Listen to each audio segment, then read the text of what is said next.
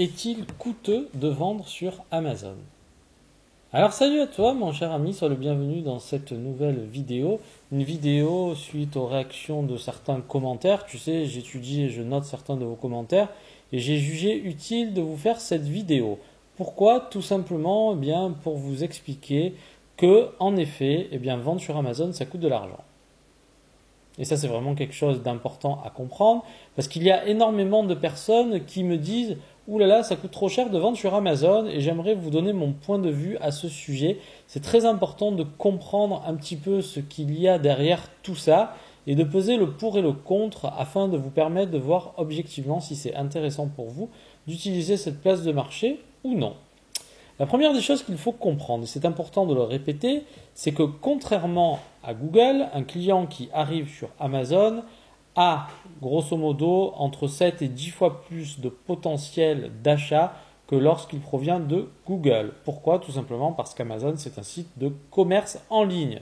Donc même s'il y a des gens qui effectuent des recherches produits sur Amazon, et c'est vrai que je vous en avais déjà parlé, mais on assiste à la tendance Google Eat on Amazon, qu'est-ce qui se passe globalement? En effet, une personne qui désire acheter un produit va se rendre sur Amazon soit pour sonder un petit peu et pour avoir un avis sur le tarif, sur des avis clients, etc., soit pour l'acheter. Et donc, si vous voulez, aujourd'hui, globalement, encore une fois, ça dépend vraiment des caractéristiques de votre produit, mais j'ai envie de vous dire que si vous faites du FBA, Amazon FBA, Fulfillment by Amazon, expédié par Amazon, pour ceux qui ne connaissent pas, qu'est-ce qui se passe? Vous allez payer à la fois la commission Amazon et à la fois les frais d'expédition produit. Et cela, globalement, encore une fois, à définir, vous avez des outils pour calculer tous les coûts, mais globalement, ça représente à peu près 30% de votre prix de vente. Alors attention, encore une fois, là je parle de petits articles. Pourquoi? Après, encore une fois, il y a des catégories où la commission Amazon est moins importante, mais globalement, sur la grande majorité des produits, Amazon va vous prendre 15% de frais auxquels il va falloir ajouter les frais d'expédition. Donc sur un petit produit à 20 euros, vous allez payer grosso modo autour des 30% de frais. Cela inclut bien entendu le transport avec suivi, cela vous protège de bien des déboires, mais par-dessus tout, et c'est là où je veux en venir, parce qu'il y a des gens qui ne l'ont pas encore compris, si vous n'avez pas lancé de business en ligne, il y a quelque chose qui s'appelle le taux de conversion. Et lorsque vous lancez un business en ligne, de façon traditionnelle, il va vous manquer quelque chose qui peut vous manquer aussi sur Amazon, mais cette différence est à nuancer, je vais vous expliquer pourquoi, il va vous manquer du trafic. Et sans ce trafic, vous n'allez pas faire de vente. C'est la même chose qui se passe sur Amazon. À la grande différence, et c'est là où j'attire votre attention, c'est que ça coûte bien moins cher d'annoncer sur Amazon que sur d'autres types on va dire sur d'autres types de supports de communication. Ça peut être les réseaux sociaux, ça peut être Google. Pourquoi ça? Tout simplement parce que lorsque vous annoncez sur Amazon, vous êtes là pour vendre. Tandis que lorsque vous annoncez sur d'autres supports, même si vous obtenez de très bons taux de conversion, il faut savoir que le taux de conversion moyen d'un site e-commerce est autour des 2%. Si vous avez 2% déjà, félicitations, parce que globalement, je remarque, c'est plus autour des 1,3, 1,5 que 2. Mais bon, sait-on jamais, peut-être qu'il y en a qui arrivent à 3 et c'est magnifique.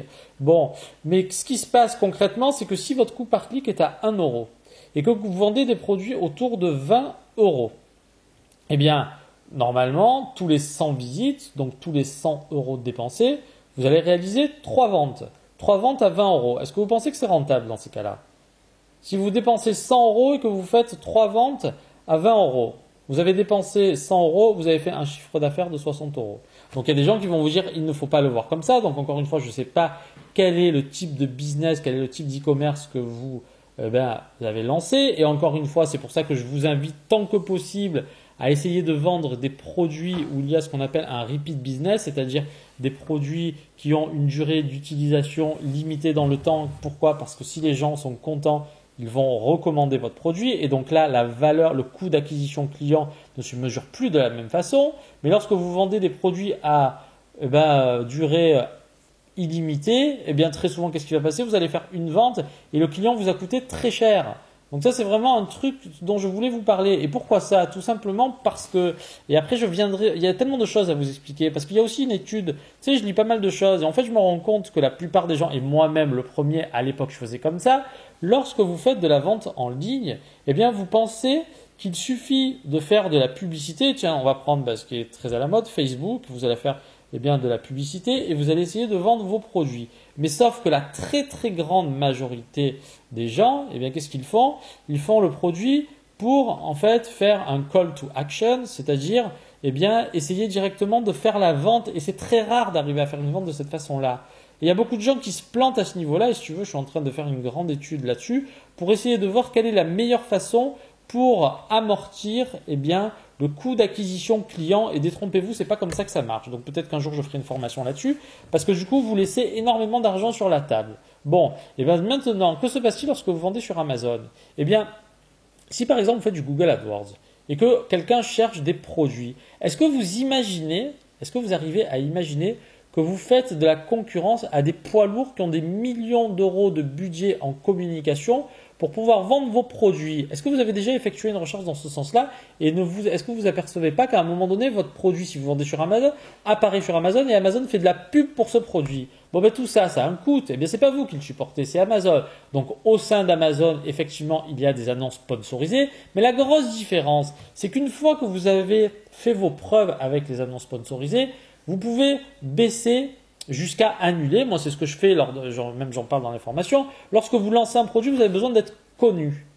Vous n'êtes pas connu, donc forcément, personne ne sait que vous vendez votre produit. Il y a des tonnes de listings, les gens sont fainéants. Qu'est-ce que ça veut dire fainéant? Ça veut dire que plutôt que d'acheter et de se balader de page en page, il faut savoir que la page 1 trust 70% des ventes sur le site. Et donc, si vous, en l'état, vous vous situez sur la 5e page, autant vous dire, vous mettez les deux doigts dans le nez, vous n'allez rien vendre. Mais, et c'est là où vraiment je vous invite à revoir votre copie, même si Amazon prend beaucoup de commissions, même si Amazon fait des erreurs, parce que moi ici je ne vais pas te dire que tout est rose, c'est pas vrai, parce que tu sais, il y a beaucoup de choses. Tiens, là encore récemment un nouveau problème. Alors ça ne m'était pas arrivé, mais là je le découvre sur un des entrepôts. Qu'est-ce qui se passe? Lenteur. Et donc du coup toi tu es tout content, tu envoies vite ton stock pour approvisionner. Qu'est-ce qui se passe? Ils te mettent 10 jours pour le rentrer en stock.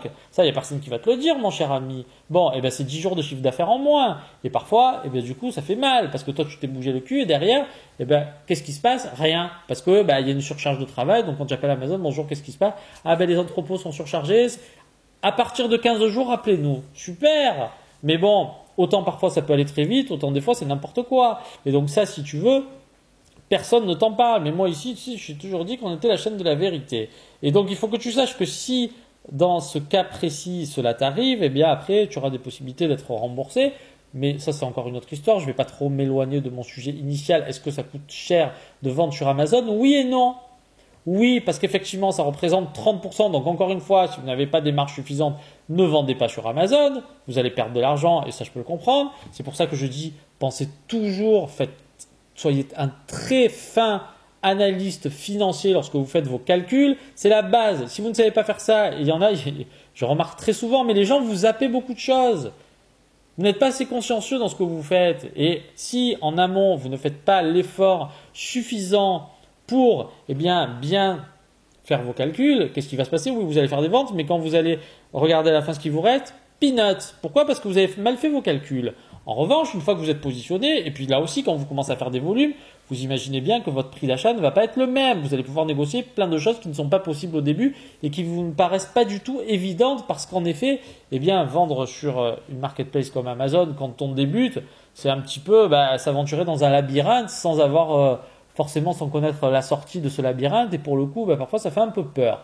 Mais moi, vraiment, ce que j'ai envie de vous dire, c'est essayer de vous projeter en calculant votre CAC, votre coût d'acquisition client. Ok? Et ça, c'est très important parce que vous allez voir que très souvent, vos 30%, si c'est linéaire de cette façon-là, vous serez content de les dépenser. Et ça, il n'y a personne qui vous en parle. Donc tout le monde dit oui, c'est cher, oui, c'est cher. Mais encore une fois, faites du référencement naturel. Vous allez passer 6 mois, 1 an avant d'avoir des résultats. Alors oui, certes, vous allez avoir des résultats. Mais d'une part, il faut savoir bien écrire. Donc après, ben, je pourrais faire un sujet sur les référencements naturels. J'ai donné pendant des années. Tu sais, moi, je suis un passionné. Je sais pas si tu le vois, mais moi, je suis capable de faire beaucoup de choses. Je sais faire du code, je sais faire du graphisme, je sais faire de la photo, parce que c'est un truc qui me passionne, vraiment. Tu sais, je vais te dire, je fais que ça. Donc si tu veux, bah, remarque les gens là qui souvent me contactent, en général, vous avez remarqué que les réponses sont très rapides. Parce que moi, je suis quelqu'un qui est au travail, je m'amuse pas. Peut-être que j'ai la perruque, peut-être que j'ai le machin, parce que ça me permet de me libérer, parce que si tu veux, je fais des tests mais des fois j'ai envie de l'enlever aussi, je te dis franchement, mais après, est-ce que je vais pas perdre l'âme de la chaîne? Donc tu vois, peut-être une question, peut-être que je vais créer une autre chaîne différemment, je sais pas, des fois j'y pense, je te dis franchement, hein, je repars from scratch, mais bon, pour l'instant, la chaîne a été créée comme ça, donc je continue comme ça, mais globalement, prenez du recul dans ce que vous dites, parce qu'il y a des gens qui tirent des conclusions trop hâtives, mais en général, eh bien, il y a vraiment le coût d'acquisition client qui est un poste de dépense très important. Pareil quand vous faites du dropshipping. Encore une fois, c'est bien beau le dropshipping, mais combien vous coûte l'acquisition d'un client? Ça, il n'y a personne qui vous en parle. On vous montre tout de suite les réussites, mais il y a toute une méthode à mettre en place. Et moi, si tu veux, je suis en train de faire des tests, mais j'ai pas assez avancé dans ce sens-là pour pouvoir vous dire à un moment donné, tiens, comment limiter au maximum mon coût d'acquisition client? Eh bien, il y a des techniques et elles sont différentes de celles que vous pensez. Si tu veux, moi, je me documente vachement quand je peux. Parfois, je te dis, parfois, j'en ai un peu marre aussi. C'est fatigant. Mais bon, si tu veux, moi, j'avance dans ce sens-là. C'est quelque chose qui me passionne. Hein, j'espère que tu l'as bien compris. Mais surtout, lorsque vous parlez de cette façon-là, prenez un petit peu de recul et renseignez-vous un petit peu. Faites des tests, hein, faites de la pub de façon traditionnelle et allez voir comment vous arrivez à vous positionner. Vous allez comprendre très vite que c'est pas si simple qu'on peut le présenter ici et là. Voilà. Et bien, je vous laisse méditer là-dessus et je vous dis à très bientôt pour une nouvelle vidéo. Je trouve plus le bouton là. Voilà, il est là.